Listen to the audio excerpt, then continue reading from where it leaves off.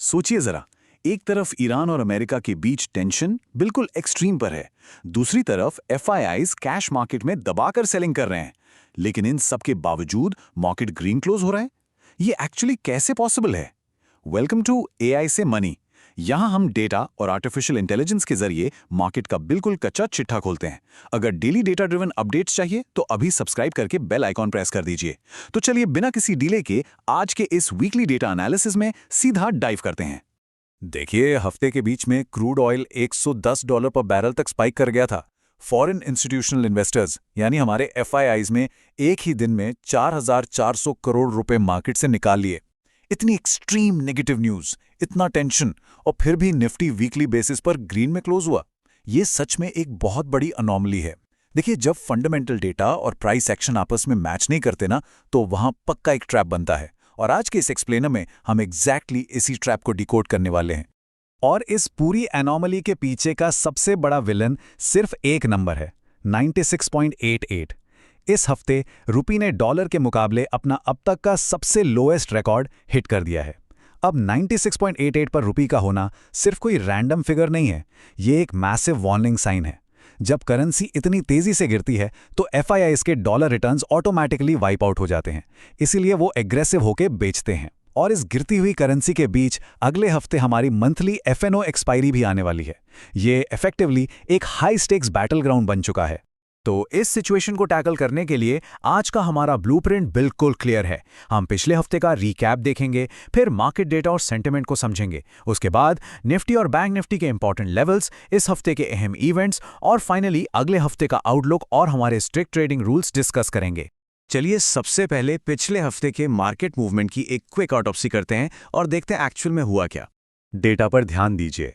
Technically देखा जाए तो हम ग्रीन क्लोज हुए हैं, निफ्टी 23,719 और बैंक निफ्टी 54,055 पर।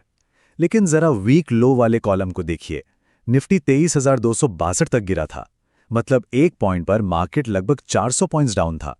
बैंक निफ्टी भी 53,156 तक स्लाइड कर गया था। तो ये जो फ्राइडे का ग्रीन क्लोज हमें दिख रहा है ना, ये कोई रियल स्ट्रेंथ नहीं है, ये सिर्फ एक रिलीफ रिकवरी है। सच्चाई ये है कि पूरे हफ्ते मार्केट ने काफी रुलाया है। अगर सेक्टर वाइज ब्रेकडाउन देखें तो पिक्चर बिल्कुल क्रिस्टल क्लियर हो जाती है। आईटी सेक्टर बेस्ट परफॉर्मर रहा। क्यों? सिंपल सी बात है, वीक रुपी उनकी डॉलर अर्निंग्स को ऑटोमेटिकली बूस्ट कर देता है, प्लस एनवीडिया के ग्लोबल टेलविंड्स भी थे। दूसरी तरफ ऑटो सेक्टर बहुत वीक था, क्योंकि जब क्रूड महंगा होता है तो उनके मार्जिन्स पूरी तरह दबते हैं। गोल्ड अभी भी 15,906 रुपीस पर ग्राम पर सॉलिड खड़ा है, क्योंकि वॉर का फियर मार्केट में जिंदा है। और हाँ, क्रूड थोड़ा कूल होकर $102 पर आया है, जिसने एक्चुअली फ्राइडे की इस रिलीफ रैली को थोड़ा पुश किया। अब आते हैं एक्चुअल स्मार्ट मनी पर और इस एफआईआई वर्सेस डीआईआई के स्टेलमेट को थोड़ा डीपली डिकोड करते हैं। राइट नाउ मार्केट में एक बहुत ही डेंजरस टग ऑफ वॉर चल रहा है। एक तरफ हमारे एफआईआईज हैं जिन्होंने 4,440 करोड़ की मैसिव नेट सेलिंग की है, मेनली क्योंकि रुपी रिकॉर्ड लो पर है और उन्हें अपना कैपिटल प्रोटेक्ट करना है। और ठीक उनके आगे डीआईआईज दीवार बनकर खड़े हैं, यानी हमारे डोमेस्टिक फंड्स, जिन्होंने लगभग 6,000 करोड़ की हैवी बाइंग करके मार्केट को एकदम से गिरने से रोका हुआ है। ये रिटेल एसआईपीज का डोमेस्टिक फ्लोर है। लेकिन ध्यान रखने वाली बात यह है, अगर एफआईआईज की सेलिंग यहां से और एक्सट्रीम होती है तो डीआईआईज अकेले इस पूरे मार्केट को होल्ड नहीं कर पाएंगे। और इस पूरे कॉन्फ्लिक्ट का डायरेक्ट असर पड़ रहा है इस स्पेसिफिक नंबर पे, 19.5। ये इंडिया विक्स है, हमारा फियर गेज। एक नॉर्मल हेल्दी मार्केट में विक्स करीब 12 से 15 के बीच होता है। 19.5 का विक्स फ्रैंकली बहुत एलिवेटेड है। तो सबसे बड़ा कैच यहाँ क्या है? अगर मार्केट ग्रीन में जा रहा है और विक्स भी कंटिन्यूअसली बढ़ रहा है तो ये एक बहुत बड़ा और डेंजरस डाइवर्जेंस है। ये डेटा चिल्लाकर कह रहा है कि अंडर द सरफेस पैनिक है और एक बड़ा मूव आने वाला है, जो हिस्टोरिकली ज्यादातर डाउनसाइड ही होता है।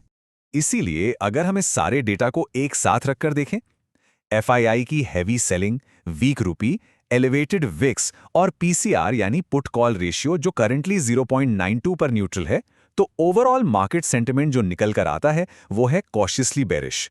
डेटा हमें क्लियरली बता रहा है कि ऊपर के लेवल्स पर सप्लाई और रेजिस्टेंस बहुत ज्यादा स्ट्रांग है। अब थोड़ा टेक्निकल्स की बात कर लेते हैं और निफ्टी और बैंक निफ्टी के लिए exact lines in the sand draw करते हैं। जो भी लोग निफ्टी ट्रेड करते हैं, इन लेवल्स को अपने टर्मिनल पर मार्क कर लीजिए। अपसाइड में जब तक निफ्टी 24,000 क्रॉस करके सस्टेन नहीं करता, तब तक हम किसी भी रियल बुलिश जोन में एंटर नहीं करेंगे। डाउनसाइड की बात करें तो 23,250 एक बहुत ही स्ट्रांग सपोर्ट है। अगर किसी रीजन से ये लेवल टूटा तो ट्रेंड कंप्लीटली बेरिश हो जाएगा। तो करंट प्ले क्या है? 23,250 से 24,000 के बीच का ये जो पूरा रेंज है, ये कंप्लीटली एक चॉपी जोन है। यहां ऑप्शन बायर्स सिर्फ अपना प्रीमियम डिके करवाएंगे और ऑप्शन सेलर्स शांति से पैसा बनाएंगे। बैंक निफ्टी के केस में भी कहानी लगभग सिमिलर ही है। जब तक बैंक निफ्टी 54,500 के ऊपर एक क्लियर स्ट्रॉन्ग क्लोज नहीं देता, तब तक बैंकिंग रैली कंफर्म नहीं मानी जाएगी और डाउनसाइड पर 53,000 आपकी फाइनल लक्ष्मण रेखा है। अगर 53,000 का लेवल ब्रीच होता है तो वहां से हमें अचानक से अग्रेसिव सेलिंग देखने को मिलेगी और हम इजीली 52,500 तक स्लाइड कर सकते हैं। वैसे भी जब क्रूड $100 के ऊपर होता है तो बैंक निफ्टी हमेशा प्रेशर में ही रहता है। अब देखते हैं इस हफ्ते के वो क्रूशियल ट्रिगर्स कौन से हैं जो इन लेवल्स को ब्रेक करवा सकते हैं। कैलेंडर काफी पैक्ड है। मंडे सुबह 9 बजे सबसे पहले रुपए की ओपनिंग ऑब्जर्व करनी है और ईरान की जियोपॉलिटिकल न्यूज़ ट्रैक करनी है। ट्यूसडे को इंडिया का WPI इन्फ्लेशन आएगा, लेकिन असल रोलर कोस्टर शुरू होगा वेंसडे से, जब यूएस का PCE इन्फ्लेशन डेटा रिलीज होगा। ये फेडरल रिजर्व का प्रिफर्ड इंडिकेटर है और डायरेक्टली डॉलर इंडेक्स को हिला देगा। और फिर थर्सडे, उस दिन हमारी मंथली FNO एक्सपायरी भी है और उसी दिन इंडिया का GDP डेटा भी है। एक ही दिन में 2 एक्सप्लोसिव कैटलिस्ट, बी प्रिपेयर्ड। और क्योंकि ये एक्सपायरी वीक है तो मार्केट ऑपरेटर्स ने आपके लिए कुछ डेडली ट्रैप्स बिछा रखे हैं। पहला ट्रैप है फॉल्स ब्रेकआउट्स। मार्केट पहले एक डायरेक्शन में ब्रेकआउट दिखाएगा ताकि रिटेल क्राउड ट्रेड ले ले और फिर अचानक कंप्लीटली रिवर्स हो जाएगा। दूसरा ट्रैप है साइडवेज मूवमेंट। अगर आपने OTM ऑप्शंस खरीदे हैं तो मार्केट कहीं नहीं जाएगा, बस रेंज में घूमकर आपका प्रीमियम खा जाएगा। और तीसरा ट्रैप, विक्स क्रश। जब एक्सपायरी वाले दिन फियर अचानक ड्रॉप होता है तो ऑप्शंस के प्राइसेस ऑटोमेटिकली क्रैश कर जाते हैं। इस हफ्ते आपका नंबर 1 फोकस सिर्फ कैपिटल प्रोटेक्शन होना चाहिए। इन सब डेटा पॉइंट्स को कंबाइन करके आइए अगले हफ्ते का एक रियलिस्टिक आउटलुक बनाते हैं। मार्केट में सर्टेनिटी जैसी कोई चीज नहीं होती, सिर्फ प्रोबेबिलिटीज होती हैं और डेटा के हिसाब से 3 क्लियर सिनारियोज हैं। सबसे हाई प्रोबेबिलिटी यानी 35% चांस है एक साइडवेज चॉप का, जहां निफ्टी 23,400 से 24,000 के बीच में टाइम पास करेगा। उतनी ही बराबर की प्रोबेबिलिटी 35% एक बेरिश ड्रॉप की भी है, खासकर अगर क्रूड फिर से स्पाइक हुआ या रुपी ने नया लो बनाया। एक क्लियर बुलिश रैली की प्रोबेबिलिटी सबसे कम है, सिर्फ 30%। उसके लिए मार्केट को एक सॉलिड सरप्राइज चाहिए, जैसे ईरान में सीज फायर या FIIs का वापस हेवी बाइंग शुरू करना। Base case range bound market का ही है। और इसी रेंज बाउंड एक्सपायरी वीक में हम सबसे बड़ी साइकोलॉजिकल गलती करते हैं, जिसे एक्सपायरी वीक एंकरिंग बायस कहते हैं। मान लीजिए आपने 2 नेगेटिव न्यूज़ पढ़ी और फर्मली मान लिया कि अब तो मार्केट गिरेगा ही और आप पुट ऑप्शंस भर कर बैठ गए। यहां मार्केट एग्जैक्टली आपको गलत प्रूफ करने के लिए अग्रेसिवली बाउंस करेगा ताकि मैक्सिमम पेन क्रिएट किया जा सके।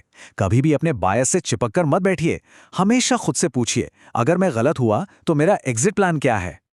तो चलिए इस पूरे एनालिसिस को रैप अप करते हैं और आने वाले हफ्ते के लिए अपने सर्वाइवल रूल्स डिफाइन करते हैं। कुछ ऑब्जेक्टिव रियलिटीज बिल्कुल क्लियर हैं। पहला, निफ्टी की 23,719 की क्लोजिंग रियल स्ट्रेंथ नहीं, सिर्फ एक शॉर्ट टर्म रिलीफ रैली है। दूसरा, FII और DII के बीच एक कंप्लीट स्टेलमेट यानी डेडलॉक चल रहा है। तीसरा, विक्स का 19.5 पर होना ये क्लियरली इंडिकेट कर रहा है कि अपने हाई रिस्क FNO ट्रेड्स की क्वांटिटी आधी कर दीजिए। Overall market buyers definitely cautiously bearish है और अगर वॉलेटिलिटी समझ नहीं आ रही है तो सिंपली 29 मई की एक्सपायरी आने दीजिए और मार्केट को थोड़ा सेटल होने दीजिए। ये 4 स्ट्रिक्ट ट्रेडिंग रूल्स याद रखिएगा। रूल नंबर 1, एक्सपायरी से 2 दिन पहले कोई भी नई फ्रेश FNO पोजीशन मत बनाइए।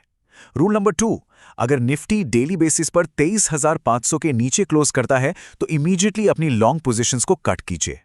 रूल नंबर 3, अगर क्रूड दोबारा $108 क्रॉस करता है तो स्मार्ट प्ले ये है कि डिफेंसिव सेक्टर्स जैसे IT और फार्मा में शिफ्ट हो जाएं। और रूल नंबर 4, गोल्ड और सिल्वर अभी स्ट्रॉन्ग अप ट्रेंड में है, इन्हें डिप्स पर आराम से एक्यूमुलेट करना एक सेफ स्ट्रैटेजी है। एक बात हमेशा याद रखिए, मार्केट में समटाइम्स कुछ ना करना और कैश में बैठना भी एक सबसे बेहतरीन पोजीशन होती है। डेटा अब पूरी तरह से आपके सामने है, तो आप सभी का इस हफ्ते मार्केट को लेकर क्या स्टैंड्स है, कमेंट्स में अपना व्यूज जरूर शेयर करें।